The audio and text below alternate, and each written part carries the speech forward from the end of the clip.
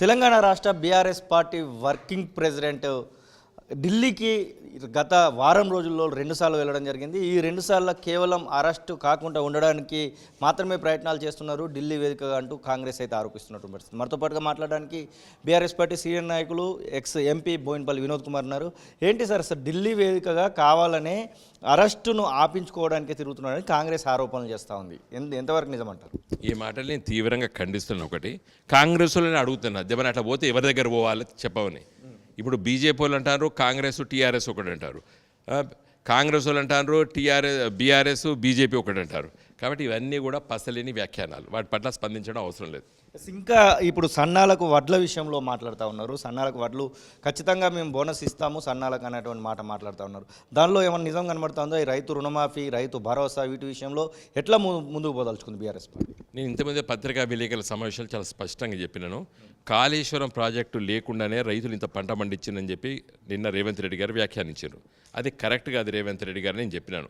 బాగా వర్షాలు పడ్డప్పుడు కేసీఆర్ ముఖ్యమంత్రి ఉన్నప్పుడు కూడా మోటార్లు ఆన్ చేయలేదు, వర్షాలు పడ్డప్పుడు అవసరం లేదు.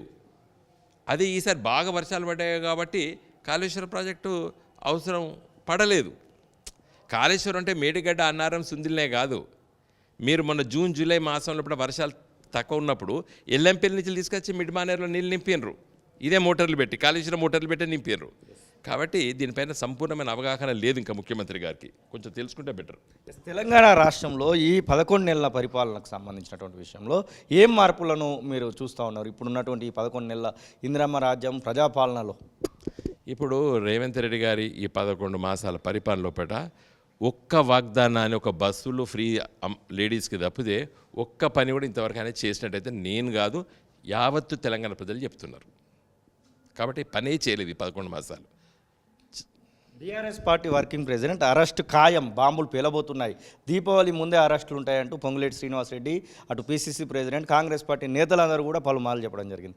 ఇక కొద్ది రోజుల కింద మాత్రం లగిచెర్ల విషయంలో మీ పార్టీ ఎక్స్ ఎమ్మెల్యే అయినటువంటి కొడంగల్ ఎక్స్ ఎమ్మెల్యేని కూడా అరెస్ట్ చేసి పట్నం నరేందర్ రెడ్డిని జైల్లో కూడా పెట్టడం జరిగింది. అదే కేసులో కేటీఆర్ను పంపిస్తారు, ఫార్ములా ఈ రేస్లోనైనా పంపిస్తారు. ఇట్లా వార్తలు వచ్చినటువంటి నేపథ్యంలో అసలు ఏంటి ఈ యొక్క లీక్ల గురించి ఎట్లా చూడొచ్చు అంటారు, బాంబుల గురించి ఎట్లా మాట్లాడచ్చు? ఇప్పుడు నేను ఆ బాంబులు గిమ్ములన్నీ మాట్లాడాను, కానీ నేను చాలా స్పష్టంగా చెప్తానండి. For any crime to be booked there should be mens rea. నేను యాజ్ ఎ లాయర్ చెప్తున్నా, మెన్సీరియా ఉండాలి. మెన్సీరియా అంటే ఏంటంటే దాని ఉద్దేశపూర్వకంగా ఈ నేరం చేసినట్టు ఉండాలి, ఒక ఉండాలి. అయితే ఇక్కడ మీరు అన్నటువంటి ఫార్ములా రేస్లో పట ఆయన అడ్వాన్స్ పేమెంట్ చేసిండ్రు. అదే మళ్ళీ కేసీఆర్ గారు ముఖ్యమంత్రి అయి ఉన్నట్టయితే డెఫినెట్గా ఆ ఫార్ములా 1 రేసింగ్ ఇక్కడికి వచ్చు, అవి ఉపయోగపడు.